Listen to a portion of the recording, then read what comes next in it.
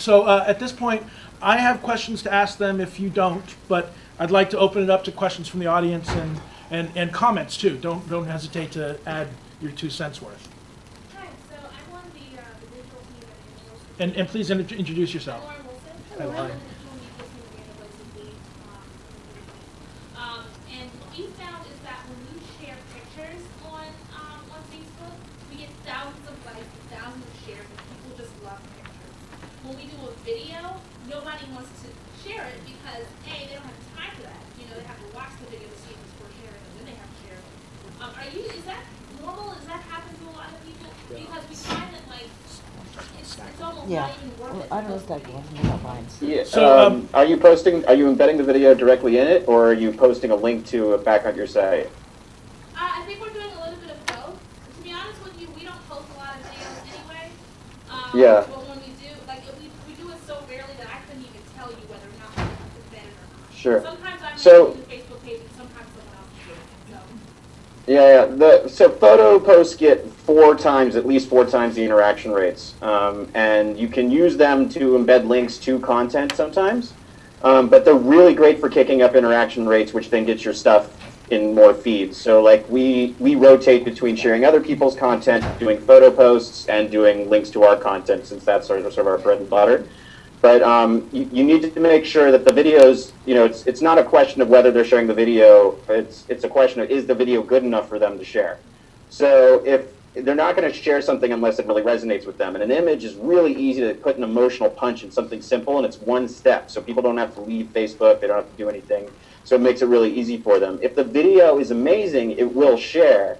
But you also, the thing I didn't talk about before is sort of how we frame our content when we're getting people to go look at things at our site. We don't give them any information. We don't tell them what it's really about. We sort of give them a tease as to what it really is. And then they're able to, and then they have to click. There's that sort of curiosity gap to go see what it really is. So when you're framing your content, you have to get people to come back to your site, and videos like that, if it's a really compelling video, they're going to share it, but you have to make sure that it's worthy of their time for them to make that investment. A lot of people are at work, but they also love to goof around when they're at work, and they love to waste time looking at videos. So like most of our big traffic comes from people who are at work during a work day. So it's not that they don't have the time for the video, it's going to be a question of, is that video, does it have a hero, does it have a villain, does it give them something, does it make them get that anger, happiness feeling that gets them compelled to interact. Two things to follow up on with that.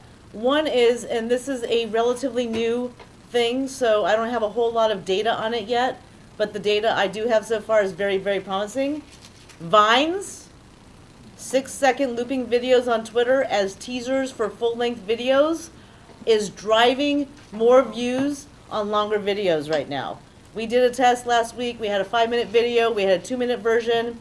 When we teased the 5-minute with a Vine, we got twice as many full views as we did with the 2-minute version with no Vine. And Vine is a 6-second video. It's a 6-second video that you literally, unfortunately, not for Android yet. That's a fail. I'm an Android user, but whatever. If you have an iPhone, it's an app in the iPhone store. It's free. You literally push the screen, it starts shooting. You push the screen, it stops shooting. At 6 seconds, you can then upload to Facebook, upload it to your Twitter, and it's stored on Vine as well. That's number one. And then how do they get to your content, just out of curiosity? Well, you tweet it out or you post it on your Facebook page. With a link to the full video. With a link. Now, With a link. with a link. But what I've been doing, though, is I've been taking it, and then when I tweet it out, I take the video, and I'm able to then snag it and embed it into YouTube, into Facebook, as opposed to just sending the link. Embedding something, always way better. If you're doing a link, I have found that by going to the link source, if I'm going to link to a website, I go to the website, I download a picture from the website, I upload the picture to Facebook, and then include the link, and I literally get double the number of impressions on that content. Yeah, just think about the way that looks. You know, when you put a URL into Facebook, it pulls a thumbnail with text. It's a little tiny picture. But when you pull the picture off and then upload the picture and then in the caption add a link to the content, you got a big picture. And it's just that much more compelling. And then the only other thing I want to add is one thing we didn't talk about when we talk about metrics that I really want to make sure we hit on. It's not just about engagement, it's also about action. right? How many people are actually doing something? And there's a new tool out there. I love this tool. I pay to use it. I talk to the developers every day, but I pay to use it. It's called Action Sprout. It's a Facebook application that allows people to take action right on Facebook. So they're not leaving Facebook, so therefore you're getting the virality. I hate the V word, but you get that social graph firing of the open graph because they're staying on Facebook, so you're getting more impressions, therefore more actions, yada, yada, yada, and down the line. It's pretty amazing. It's not superly expensive. And the other thing it does is because it's an authorized app, it allows you to unlock your Facebook fans by getting their email addresses so that you can communicate with them on other channels. That's key. They're changing the Facebook news feed now. They're slowly launching it for a lot of people, and it's becoming much more Pinterest visually, like big picture oriented. So images are definitely going to be a much bigger factor going forward. Within this context, just kind of a way to wrap your head around it. Jess Thomas from Jess 3 always refers to this as snackable content. Think about I like stuff that that. you can snack on really quickly, an infographic, a picture, a short video, the Vines. These are things that people can process really quickly. It's much more likely that they'll share it. If they are interested in what they've seen in that quick snack, they might click through. I always like to emphasize the fact that when you're pushing out to social media, you have to assume that the vast majority of people will not click through. And therefore, you have to think in terms of what's the message you're attaching to that piece of content or that link. Are you sending out a message along with that picture that if that's all they read, they're going to get the message you want them to get? So if you don't do that, you miss the opportunity for those that don't click back. Click back, I always look as a bonus when it comes to social media. So I think you're also going to be getting a lot of great tips here, which are best practices from a lot of the testing I think we've all done. Right. But I also don't want to. I want to overstress the need for you to test your own content as well. And your own audience. Right, because you see best practices guides come out multiple times a year, and I've followed those with clients and done testing and found content that overperforms what every report says are best practices. Like for a corporate client I worked with last year, we found by posting just a short question to our audience once a week, we actually got more comments and shares on that question than we got by posting visual content. So you might find with your audience that there's certain things that resonate or that drive engagement that aren't necessarily best practices that other people find. So make sure that pull from these best practices that we're sharing with you and try them out and see how they work with your audience, but also do testing on your own based off of trends that you're finding within your social properties. So one metaphor that I have back to Beth's, it's social media. We used to use the metaphor at the very beginning in 2004, 2005 of a dinner party. I think of it now more like you're hosting a rave because there's so many different things going on. But you got to be like, did you see? And you're walking around and do you know? And you think of yourself as the host of this giant party, and that's just me. Yeah, It's that always drives me to don't think that social is about two-way communication. Right. Social is about three-dimensional communication. It's about your audience talking to each other and talking to people who are not in your audience. The two-way communication is important, right? But the goal is to get your audience talking for you. Kira? Well, before just one last thing I want to say. Oh God, now it slipped my mind. Oh, testing, right. So one thing I always say is if you're going to do this professionally or even as a hobby full-time, I always say that you need to be a part-time data nerd. And anything, and I can't emphasize what he said enough. Take best practices that you read about, take best practices that we talk about, test them on your own audience. Every audience is different. Like I said before, some audiences are on Twitter, some are on Facebook, some are on Pinterest. Think about who you're trying to reach. Do the testing. See what works for your audience. Facebook will tell you that the best time to post on Facebook is between 9 and 10 p.m. Depends. I have now worked with a total of 60 plus electoral campaigns, one major union, and a whole bunch of nonprofits. None of them was 9 to 10 p.m. the best time to post for their audience on Facebook. Kara? I'm Kira Martinez from the Environmental Defense Fund. In keeping with the testing theme, Adam had mentioned A/B testing headlines on Facebook, and I'm curious about how Uplift does that. Adam, could you hear her question? Yeah, Okay. so I can't tell you, we have an A/B testing system that we just built, which I can't really talk about. But what I can talk about is what we used to do, which is essentially we would put two posts, we would make two bit.ly links. So you get, you create two versions of the headline. And anybody can edit their headlines on Facebook when they're sharing it. So you can post something and then click the title before you share it and edit the title. I don't know if everybody knows that, but so basically you can edit the title and description. So we would have two bit.ly links of the nugget. The nugget is a post in our internal language. And then you would post one for 15 minutes and then post the second one for the next 15 minutes and then hide the first one, assuming that the second one was going to be the winner. So you would pick the one you think would win second. And then if the second one won, then you knew you did it right. Another way, but they're starting to punish people for messing with it that way on the feed. So another way to do it is find two geographically similar, demographically similar groups of your audience and do distribution just to them. You can just target specific groups. So like New York City and Brooklyn and say, like we want this headline to go to these guys and this headline to go to these guys. And then you look at the total amount of clicks. The likes and shares are less important than the clicks because you want to know what's going to drive them back to you. So you just go to the bit.ly stats. If you just add a plus sign to any bit.ly link, you can see all of the data on it and how it got clicked. And so those are two viable options. Facebook also allows you to pay for dark posts, which you basically pay like $5 and you can distribute a post to your audience but not actually show it anywhere. And it won't be on your feed, but you can then look at the bit.lys from that as well. Another thing on that is I have found a lot of people don't have time to try and game Facebook like that with that, or don't have the funds to do that on a regular basis. I actually have people that basically do their A/B test on Twitter, where they'll tweet out the link 5 minutes apart, two different versions, and see which one gets the most action on Twitter, and then go post it on Facebook, and we find that there's a correlation of about 90% on that, where Twitter can accurately predict whether it's going to move on Facebook as well. So that's something that's quick and easy to do. But you again, can also use it's your testing. email list as well.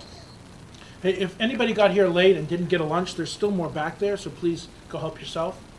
Question? The one thing I want to really reiterate though is you really do need to test because another slide I was going to show is basically my editor and I both wrote up the same exact video. It was about two monkeys in a lab experiment, and they kept passing a rock to the scientist. The scientist would pass them a cucumber back, and they'd go around in a circle. And then one of them they handed a grape, and the other one kept getting the cucumber, and he got furious that the other monkey was getting a grape and flings the cucumber back at the scientist. And I thought I had written the most clever headline in the world, and it was like, you remember Planet of the Apes, it's closer than you think. And my editor wrote, two monkeys were paid unequally, see what happens next. My version got 10,000 views, and hers just broke 1 million on the exact same piece of content. So if you aren't, our process is writing 25 headlines. If you aren't spending at least half an hour just framing your content and nailing that part of it, you're wasting endless opportunities to get way more traffic to your website. As I said, videos I've got posted on Upworthy in the past have gotten tens, if not hundreds of thousands of views, where we couldn't get them any other way. This has been a great session, thank you. I'm Lynn Miller with Four Green Peas. I have a question for you, actually following up on what Adam said about views. And what you just mentioned, there's been a lot of talk about views and driving numbers, but it's not as sexy to talk about length of visitation. But to Suzanne's point, you can't take action if you're not reading, digesting, understanding what's going on.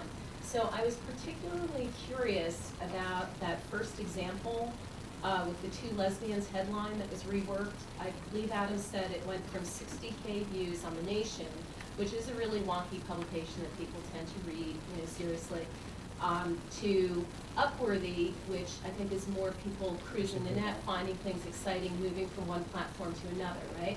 So Yeah. with those 800K views on Upworthy, did you look at the difference in length of visitation between The Nation and Upworthy for that same article? And can you talk to us about that? We didn't because we're friends with The Nation, but we're not like data comparing each other's stuff, but we don't actually post the articles. Well, we just post the video and then send people back to the original content provider to read the bigger and more in-depth thing. So It depends on how we frame it as to how far it can go back to them. But you know, it definitely grows that action, and we often encourage people to take action on our site to go sign a petition or to go follow up with that organization. And that allows them to get a lot higher interaction rates because they're people who they've gotten who are now actively invested in what they're doing. It'd just be interesting, you mentioned doing a metrics session next time, it'd be really interesting. to Yeah, do it actually that. won't be next time, but it'll be I feel soon. like people always overlook it, it's not sexy, you know? So Alan and I were just whispering as you were asking that question because there is a company out there called Call to Action with a number 2. Again, pay to use them. They're not somebody that I'm involved with that closely. But they have this thing called Sparks, where you can take a video embedded in a widget where people can actually take simultaneous action while they're watching the video. And you can then see at what point in your video are people moved to take action.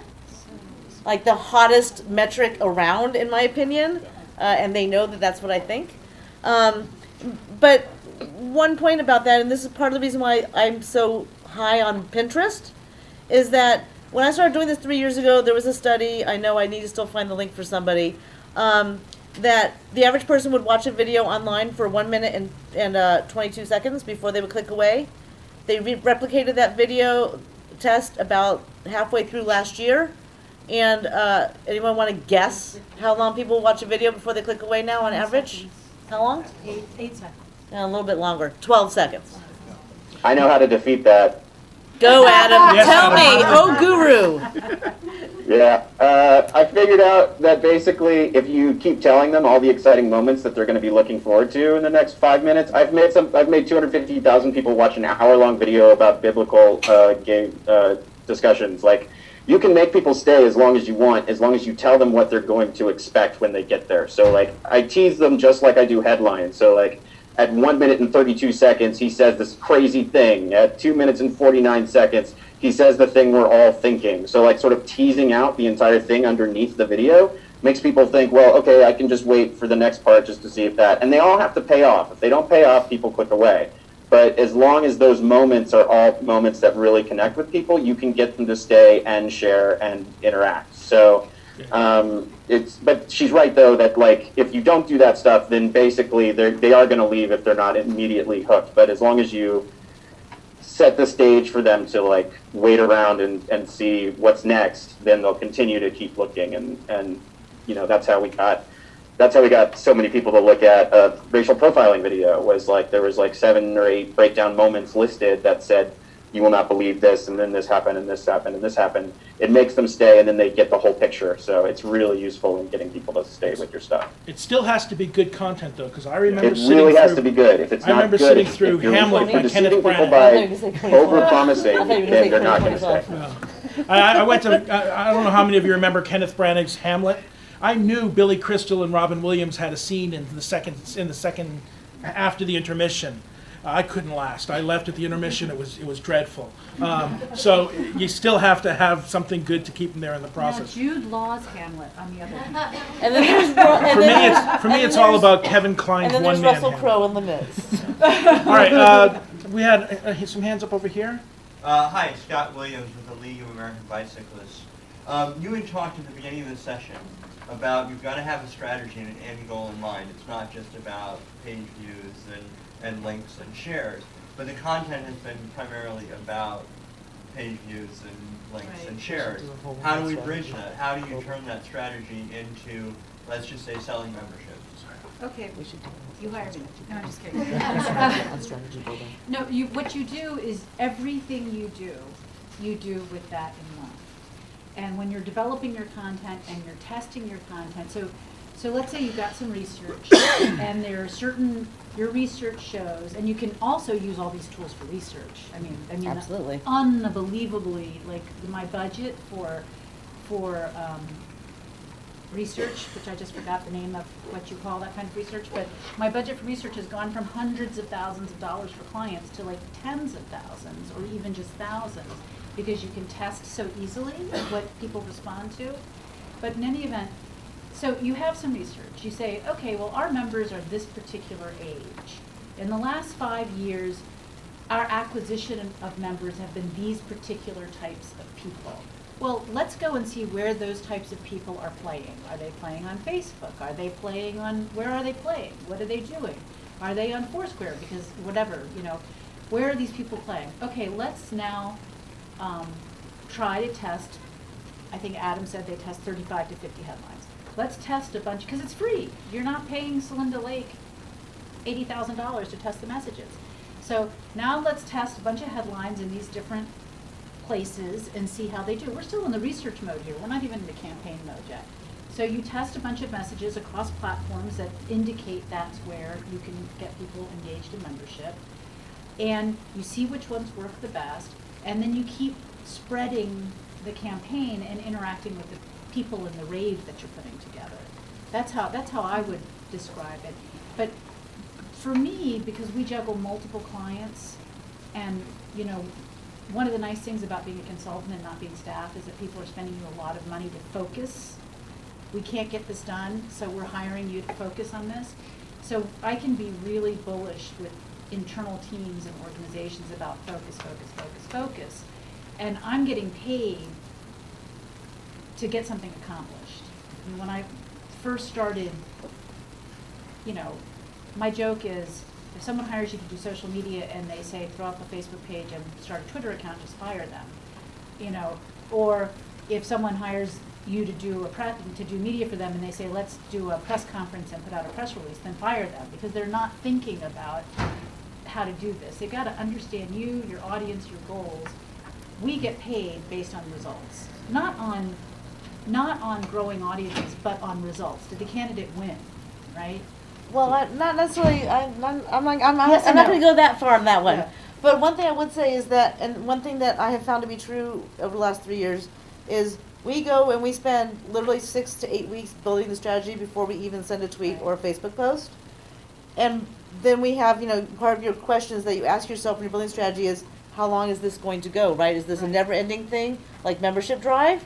Or is this, are we looking for votes in the primary in 6 months' time, right? There's a time definition in there, and probably 75% of the time, the strategy plan that we wrote on day 1, by day 6 has changed, and by day 180, it doesn't really resemble the original plan, because we're constantly testing and doing iterations And what and I say- changing, and you can't be afraid to experiment and fail.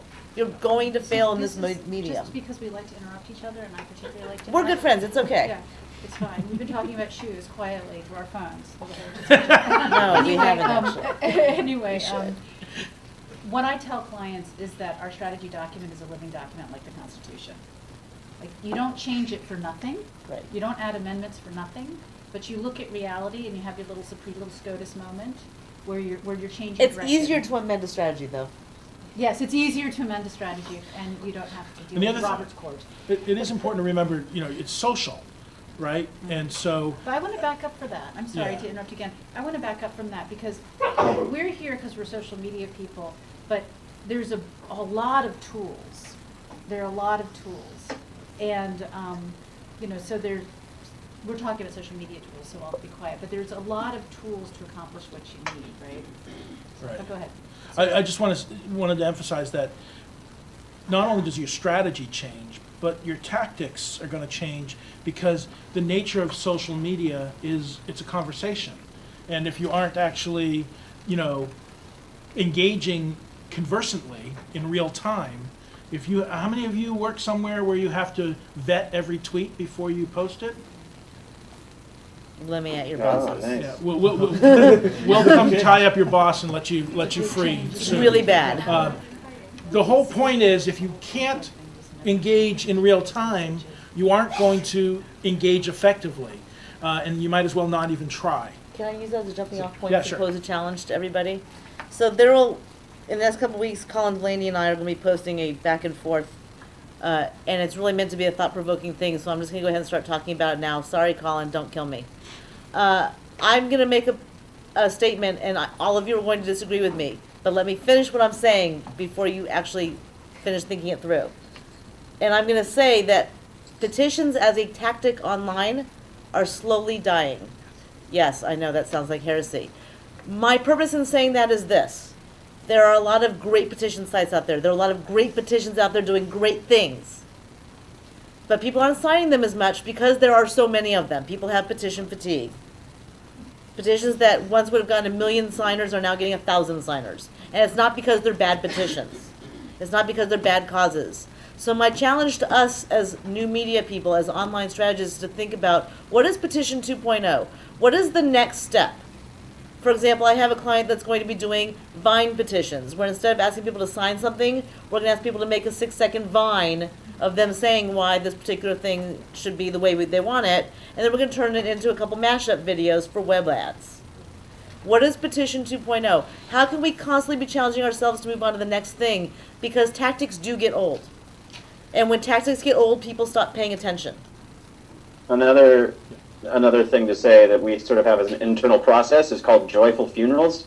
When a project, you really want it to work and it's just failing horribly, someone can say it's time, and like we have an intervention and people kill the project if it's just like too much effort for not enough growth. So like you need to be agile enough to remember and not get too like to hold on too tight to each project, because every once in a while you're going to have something that really nails it, and other times they're all going to die, and you have to be willing to give it up and move on to the next thing instead of wasting time on something that'll be an uphill effort. So be willing to give up your dream if something isn't working, and there's not a way to easily get it fixed. All right, One why thing don't we? okay, just to add, I think one thing we haven't talked much about, which I think is extremely important, especially in social media, is this concept of social listening. I don't know, does any organization here actually analyze like what conversation happening around particular topics before they post content? 1? 4. Okay, that's 5. That's sad. Yeah. It is, because it's such an important piece. So before you actually begin planning your strategy, you should really figure out like what are you talking about, or what are the conversations you need to listen to, and use tools to actually see what like your potential constituents are actually saying about that topic. Like what are some of the keywords they're using, what are some of the resources they're going to or sharing content from.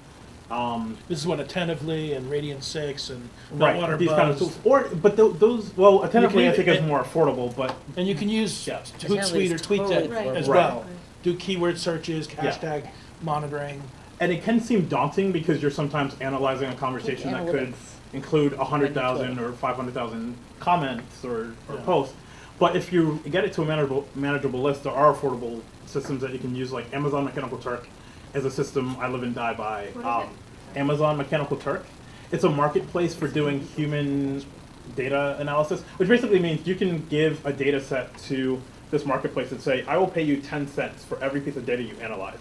And you can run a list of, say, a few thousand comments through the system, and people go through and say, this is positive, this is negative, this is about this topic, this is about that topic, and give you some actual data about it instead of you having an intern sit there for 3 days going through and analyzing each one of these posts. Nothing like There's also human one called sentiment Peak measurement. Analytics that's just Right. recently came out that's amazing. Mhm.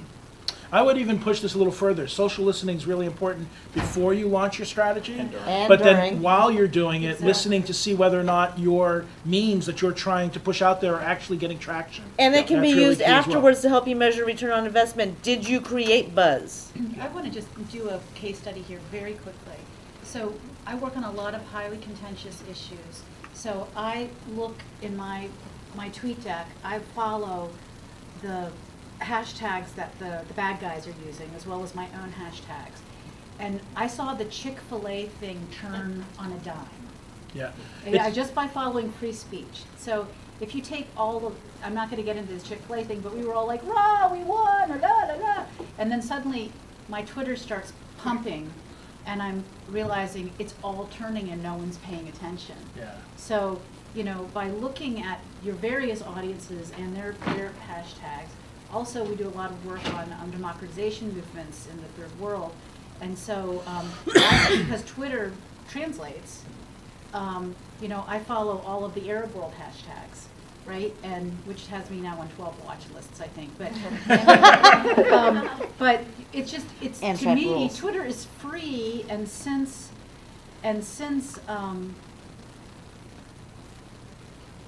the people that I'm trying to reach are usually the influencers and the reporters, and they're talking on Twitter, and I think if Twitter is where the conversation starts, you can smack me if I'm wrong, because you guys know more. You're right. Twitter's free. I can see where the conversation starts. and what the news story is gonna be in 3 Yeah, or 4 days, because absolutely. it takes about 4 days to make it to mainstream media from Twitter. And one So- thing to jump off on that, one of the things that's awesome about Twitter is lists, because you can have private and public lists. And I don't know if you know this or not, but when you create a private list, people don't know they're on your list. I use private lists for op research, to follow people who I don't necessarily want them to know I'm listening to what they're saying, but I'm telling you I'm watching them like a hawk. And I can see what's coming our way, okay? And you can see what the opposition is getting ready to do. We use that a lot. Alan and I have a tactic called DOE, denial of hashtag. We know which hashtags to do that to because we follow these people without them realizing it, and we know in advance what they're about to do. And you should understand that it only takes about 10 people tweeting on a hashtag in concert with each other to change the direction of the content of that hashtag conversation. I've been able to completely reverse conversations that were driven by Eric Cantor and John Boehner on Twitter and Kevin McCarthy, the House leadership on the Republican side, and I've been able to go in and mobilize progressive tweeters to go in and just change the direction of the conversation within 10 minutes. And sustain it for as long as I want to, as long as I keep at it and keep people on it and keep tweeting and get people to retweet me. It's very, very doable. So, and if you're going to do this, and this is something I learned the first time I put together a denial of hashtag campaign back in 2010, prior to the election.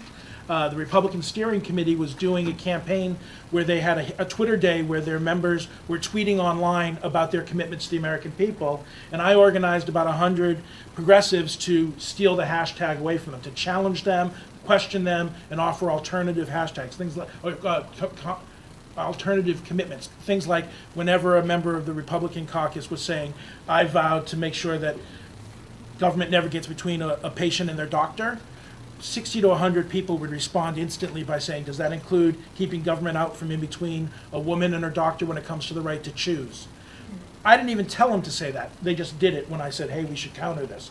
But what happened was, in that context, the Republican Steering Committee wrote a press release about the success of their Twitter day because of how many members participated. And Congress.org, which was owned by Roll Call at this point, CQ Roll Call at this point, Politico, a couple other news media ran either verbatim the press release or paraphrased the press release. I followed up with people I knew at those organizations, at those news media outlets, and said, "You missed the story.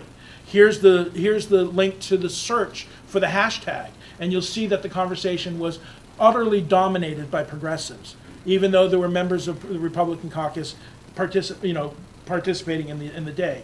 The lesson learned is, if you're going to do this, alert the press before, during, and after, and send them the link so they can monitor what's happening, so they can see the conversation rather than the spin that comes from the organizing group. And a more recent case study on that, right before the State of the Union speech this year, word got out that the Republicans were going to use "not serious" as their hashtag. Oh, they dropped And that. so 24 hours before that, Alan and I had a bunch of people tweeting things like, "Really? You're going to use 'not serious' as your hashtag during the State of the Union?" And completely took it over to the point where they abandoned it. They didn't even try. So hashtags are also important to use in your content. I think we've talked about them in the context of like following conversations. But if you're actually strategic about the hashtags you include in your own tweets and your content, you can see increases in engagement of upwards of like 30 to 40%. So there's great tools like hashtag.org. I don't know if anyone here has used it. What the hashtag? Yeah, what the hashtag. They actually allow you to see like what's the volume of conversation and engagement around particular hashtags.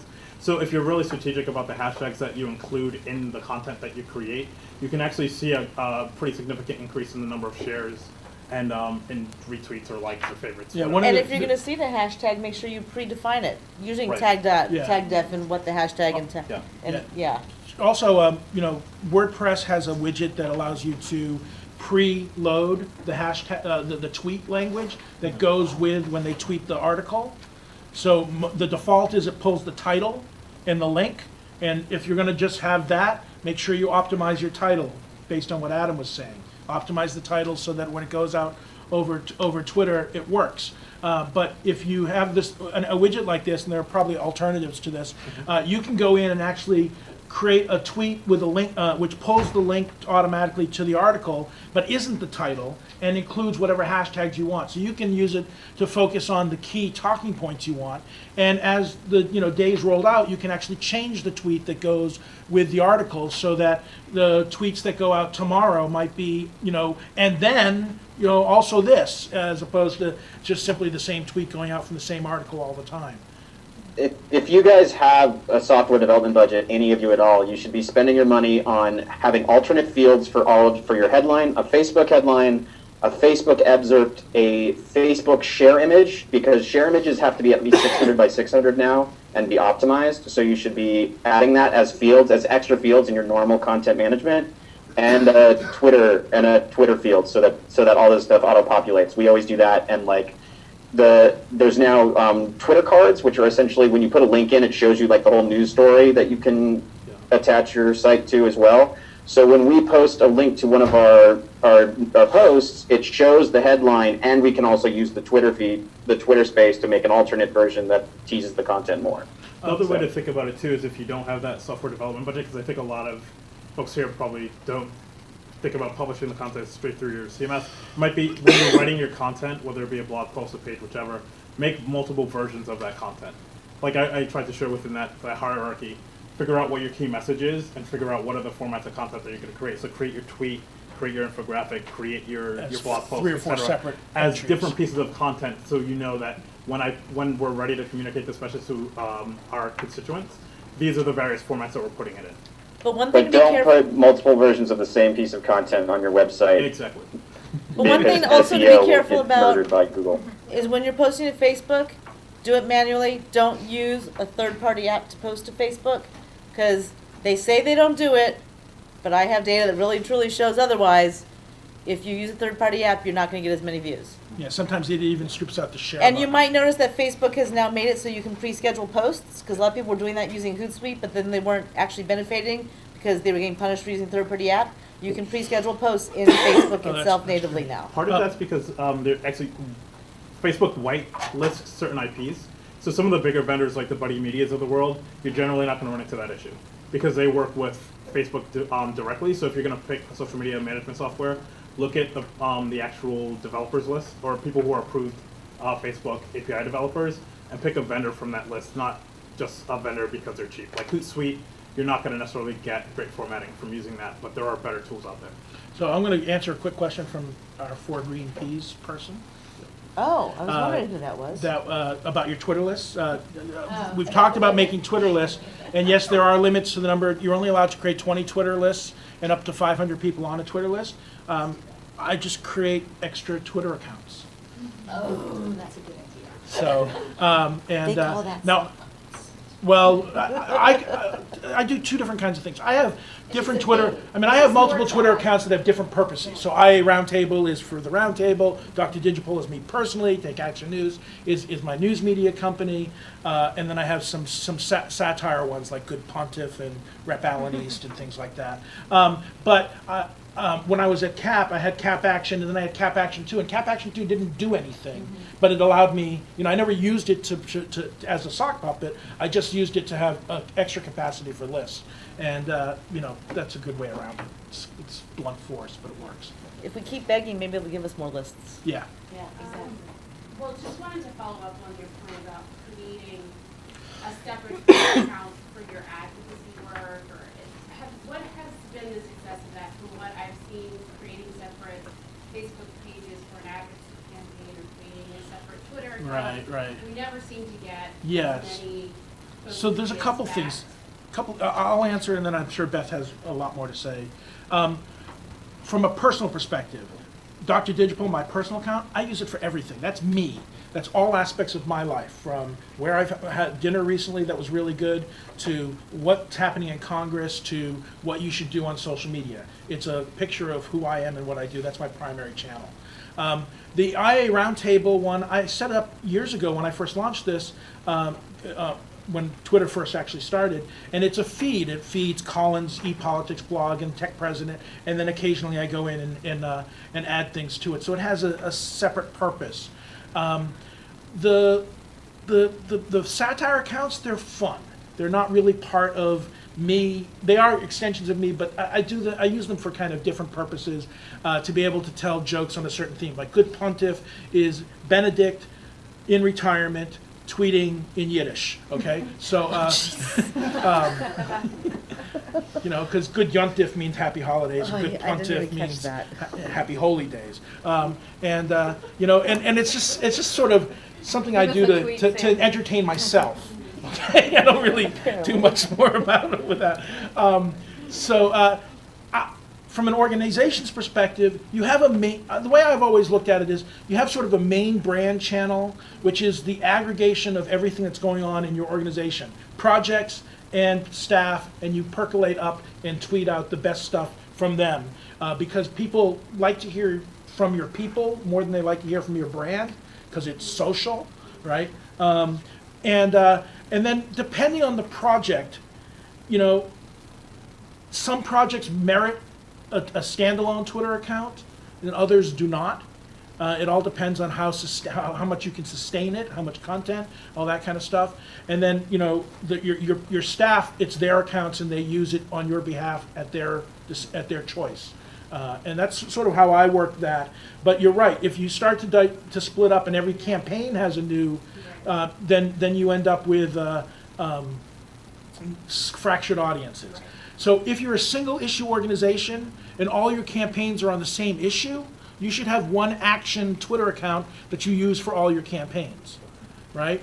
If you're a multi-issue organization, you might need to split it up according to issue silos, and then make sure you use your main account to bring up and drive people to the other one and the like.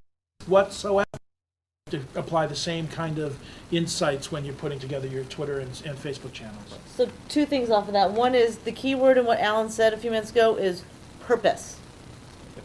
If the purpose is to be a long-standing, long-term campaign that is separate from your main reason for being, okay? For example, I'm working with a union that is doing a major organizing effort down in the South, and they have a separate presence on social media for that campaign, because while it is a part of their overall mission, it is also very specific, okay?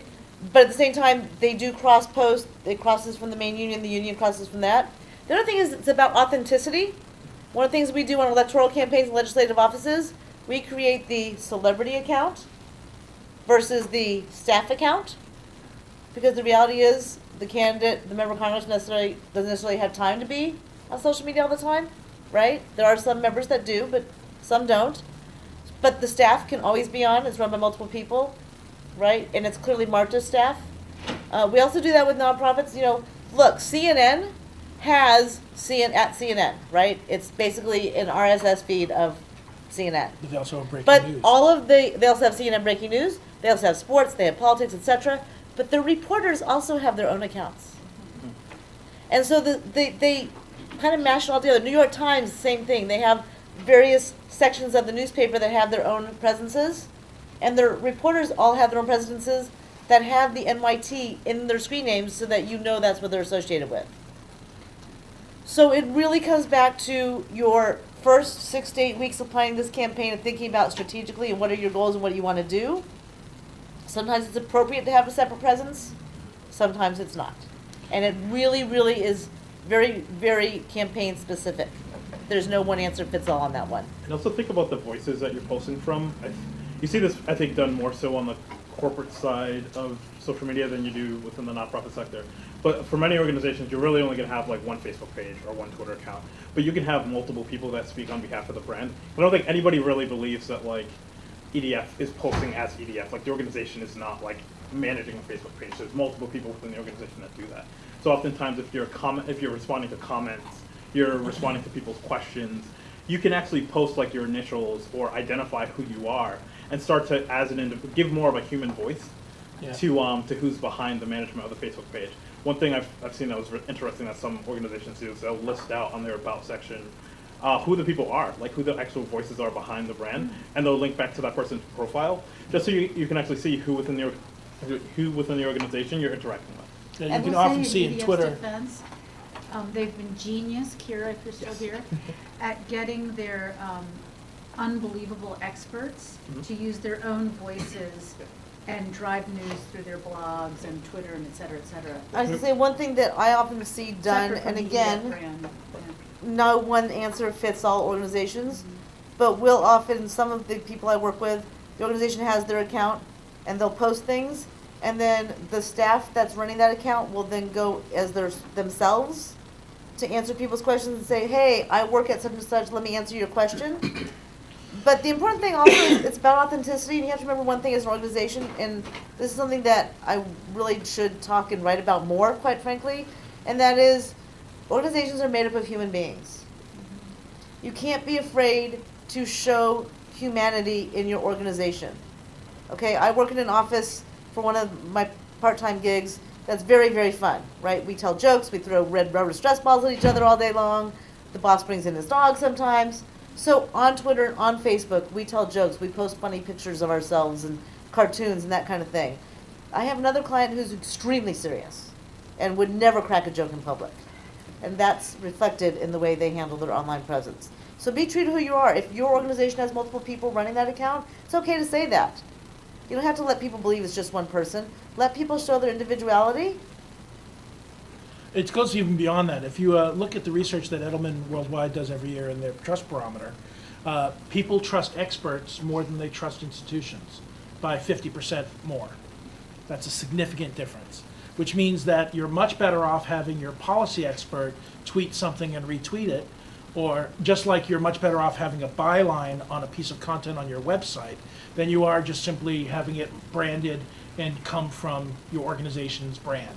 That's just, it works better. People trust people in general, and then when you throw social into the issue, remember, social is people talking to people. And so it's just a natural process of identifying who you are. We would always identify who was doing the tweeting with their Twitter handle in the bio of the brand Twitter account. Adam? Adam? Yeah, it's really important. That's where we've gotten most of our success. It's not like as important to have complete conversations in all of your comments, but it is important to be really conversational in the way you talk to people on Facebook, because that's where they are. Jon Stewart is amazing at what he does and gets the ratings he does because he's very casual and talks to you like you're a person. And so, like, the more you can frame your content in that casual, personable way, the more people are going to trust you. Just a quick question. We've seen that Upworthy has a lot of success in terms of Facebook shareability. What are some examples to look to for good sharing, somebody who's successful on Twitter or Pinterest? The guys at Think Progress are the masters of Twitter. We suck at it, and we're trying to get better at it, but they're really great at really handling Twitter and getting a lot of driving audience for Twitter. And I think on Pinterest... We get, I think, like 5%. Beth could probably speak to it better. Yeah, I agree with him on that. On Pinterest, I would go look at Unite Here, which is the union that represents hospitality and restaurant workers. What Sarah is doing with their program on Pinterest is awe-inspiring to me. The other one is Working America. Doug was one of the first ones to pick up and run with the ball when I first started talking about Pinterest at Roots Camp a year and a half ago. Oh, yes, it's actually only a year ago. Wow. But Working America is using Pinterest fantastic. Here's the important thing about Pinterest for y'all to remember. Pinterest isn't about developing community. There are comments on Pinterest. There are repinning on Pinterest. That's not what Pinterest's purpose is. Pinterest is about driving web traffic back to your website. Right now, Pinterest is the only thing in the world that is driving more web traffic referral than Pinterest is Facebook and Google search. Wow. Pinterest exceeds Twitter and LinkedIn together, combined. 36% of people who use Pinterest say they've actually purchased something they saw on Pinterest. Pinterest is about driving web traffic. You really have to test ways to drive them back to your site, though, right? Because like Pinterest is really great at sharing things internally, but they don't really push traffic out as much. No, Pinterest is all about driving traffic out of Pinterest. Really? Yeah. Really? When you click on an image in Pinterest, when you click on an image in Pinterest, it goes to the source image. But wasn't So- Pinterest, was it developed really as kind of a shopping model, like recipe sharing? Originally, so when Pinterest first came out, the people who took to it first were women mostly. That's why back a year ago it was 92%. Now it's down to 72% women, by the way, skewing down quickly. And they were posting pictures of food they cooked, and it would link back to a blog post with a recipe. They would post pictures of things they had made and link back to Etsy. how to and Or to Etsy. buy.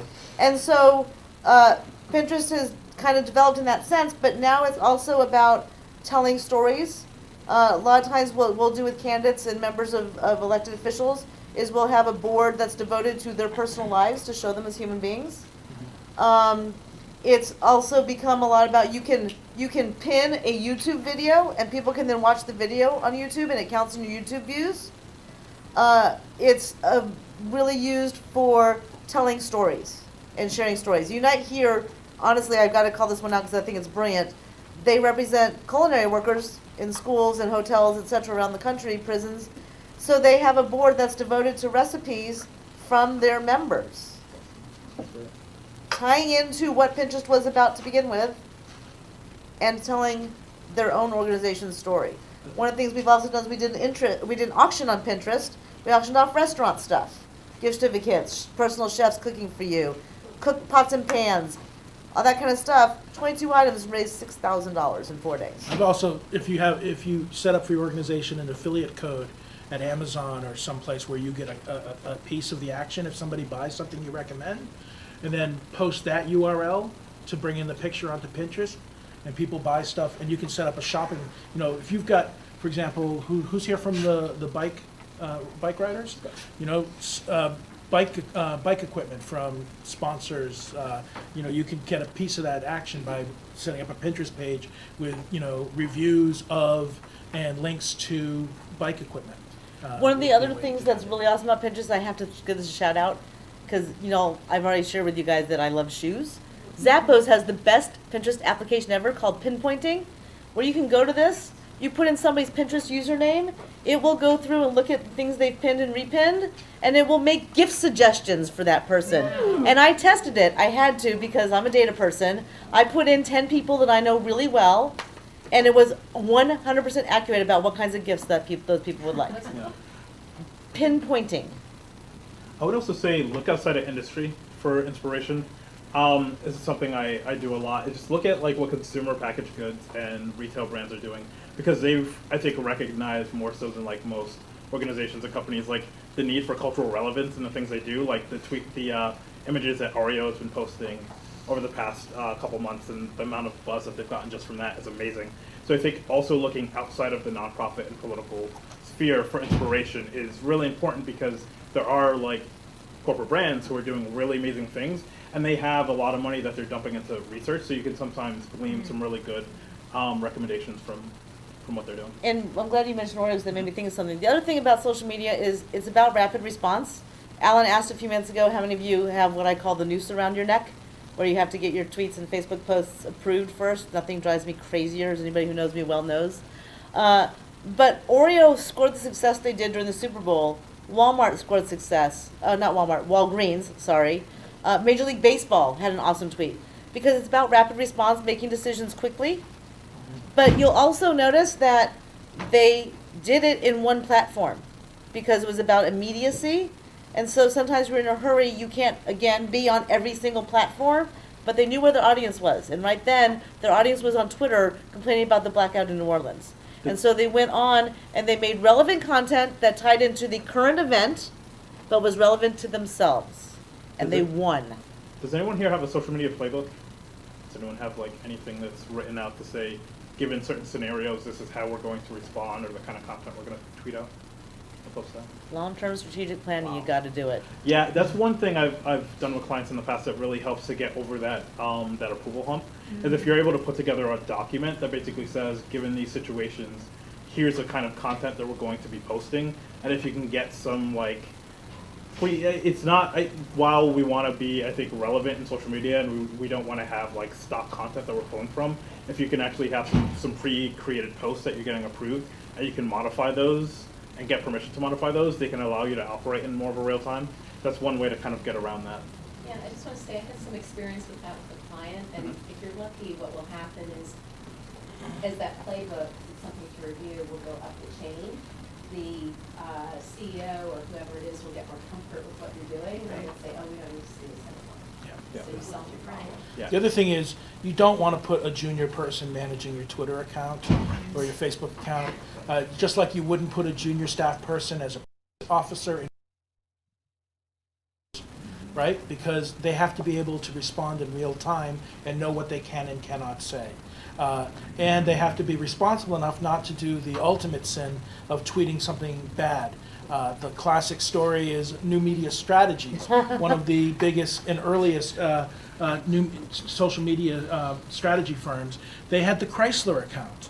And one of the guys that was responsible for tweeting on behalf of Chrysler was in Detroit, driving around trying to get to a meeting with his iPhone or phone, whatever it was, where he could tweet for himself and for Chrysler. Got stuck in traffic and tweeted out, "I don't know why they call this the Motor City. These people can't effing drive." Unfortunately, he tweeted it out over the Chrysler account. Even though he deleted it very quickly, not only did he lose his job, but Chrysler canceled their account with New Media Strategies. VW was about to sign an account with New Media Strategies. They did not sign it, and New Media Strategies lost about half of its business and laid off about half of its workers. Here's So- here's what I always tell people, and I do a lot of situations where I'll go into organizations to talk to the bosses, to explain to the bosses why they have to let the new media people do what they do best. And I always say, put it this way: if you don't trust your social media person to speak for you, you have hired the wrong person, folks. You would not hire someone you don't trust to speak for you to be your press secretary. You better trust your social media people to speak for you. Otherwise, you have hired the wrong person. I want to make this one comment. Rashay and I recently met with the International Trade Association, Giant Trade Association, and they were in this bind where there was a conflict at the top about who owned the messaging. It seemed in between the lines, and we were able to sit for. She was on the phone, right? So it was 45 minutes. She gave us 45 minutes. A good long-term time client of ours, of Turner's. But we came up with this kind of module for her that I think is a really great module where we would come in and do a day-long training and then 2 half-day trainings. And in those trainings, essentially teach people how to write and also for the various media and also how to track their metrics and then track what they were doing over like 6 weeks. So just, you know, a completely shameless plug for a product that we developed on the spur of the moment. And it was something that really brought the blood pressure down of the client because they knew that it would go through all their approval processes and come back. And they also had a global network, so they knew that they could create a situation where there would be approved tweets and that their staff would learn to improve their, not just tweets, but face all the different properties. Their staff would learn to use metrics to improve their writing, and that, you know, we would bring in an approval process. So it's just a FYI. I have a question for you about that playbook.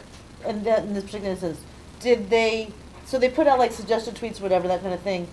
But didn't the individual running the accounts have the authority to adjust accordingly based on what they saw the audience was reacting to? The goal is to give the individual that, because what they came to us with, they came to me actually, with 100 approved tweets that were like, you wanted to kill yourself.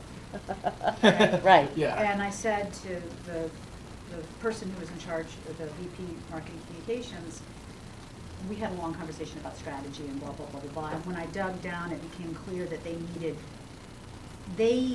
needed to reassure their bosses that their people were properly trained. Yeah, this is the key. It's simultaneously a challenge of training your social media staff to do it well and training the leadership of your organization to be comfortable with it. So there's a managing up aspect to it that's essential. If your top bosses don't want you to tweet, you're not going to be effective doing it, and you probably shouldn't bother. It helps to actually provide like executive dashboards for senior leadership. So if you're creating it shouldn't be anything really complicated. Like they don't care how many followers you probably gained in a week.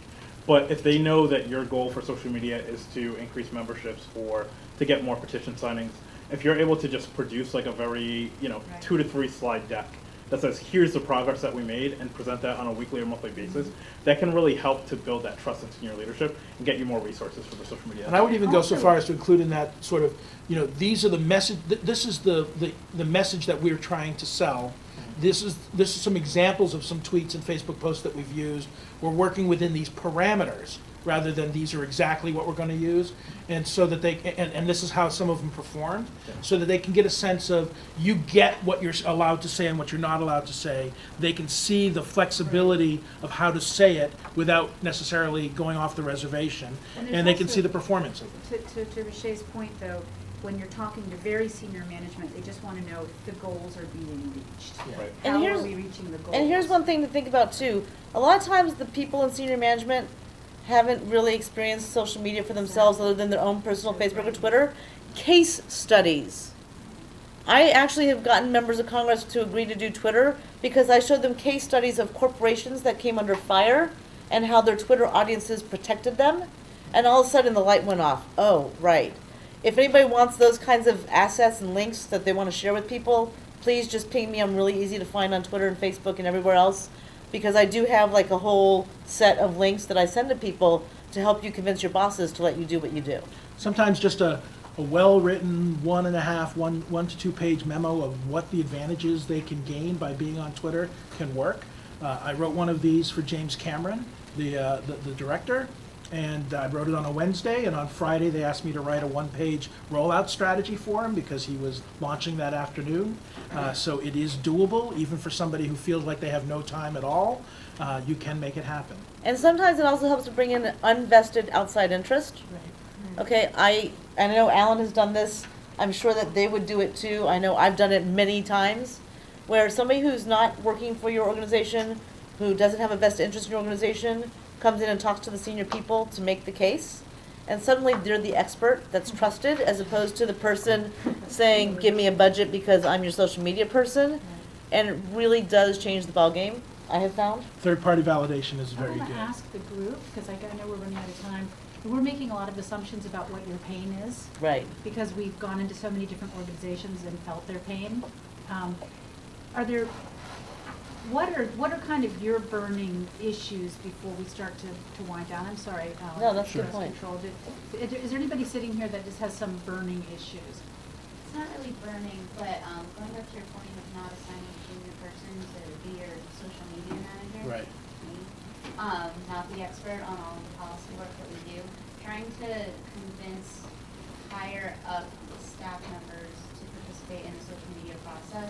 We have a couple that are finally like creating their own Twitter and thinking about maybe sending their first tweet, maybe. And we have others that are just, I absolutely refuse to do it, I don't have time. Right. And convincing those people who actually are the voice of the organization, the names that our coalitions recognize, to get them involved. So there's two sides to the equation. One is you need to develop a good, quick response relationship with somebody who is at a senior level to be able to, you say you're not the expert, so find the experts either in the government relations team or in the policy team that you can quickly say, hey, I'm about to respond to this on Twitter. Does this, and send them language, does this make sense to you? I would yell across the hall. Yeah, so that's really, really key. As far as convincing people to get onto Twitter, there are a variety of things. Number one, the average 9-second soundbite is 140 characters long. So if you can't function on Twitter, don't ever get in front of a camera. And when people go, I can handle a camera. So it's not so hard. Talk to them about time management situations. I tell people that they should open up Outlook for email and TweetDeck or Hootsuite for Twitter when they come into the office in the morning, and leave them open in the background so that so it's just there as background noise rather than something that they have to make a point of doing. And that way they can, if they're going to send out an email with a comment and a link to an article they just read to their colleagues, they can take an extra 30 seconds to tweet it as well. Get to that point. And if you set them up with lists in columns of the people that they should be following, then they can see what their contemporaries, what their peers are tweeting about, and they can retweet really quickly, respond really quickly, and see, well, this guy or this girl can do it. Why can't I? So you put them in that situation. You help them make it as manageable as possible, and you help them be as successful as possible. And as they do it, they will become more and more able to. I've also found it really helps to actually do training. Yeah. I do 3 kinds of trainings. I go in, I train the comm staff and the media staff, the social media people about strategy and platforms and content development, all of that stuff. The stuff we're talking about today, right? I go in, I talk to the executive board, the presidents, the senior level. I say, this is why your organization needs to be doing it. Then I go to the donors, the stakeholders, the volunteers, the outsiders, and say, you have your own Twitter account, you have your own Facebook account. Here's how you can help the organization you're volunteering for. Here's what a retweet is. This is how you retweet. So we are out of time, and it went Wow. all the way to a couple minutes after 2. Sorry to keep you a couple minutes late. Thank you, everybody, for coming. Great questions. Thanks to the panel. Thanks to WEAC Radio for filming this, and we'll make sure it streams next time. Thanks to CARE 2 and League of Conservation Voters for hosting us.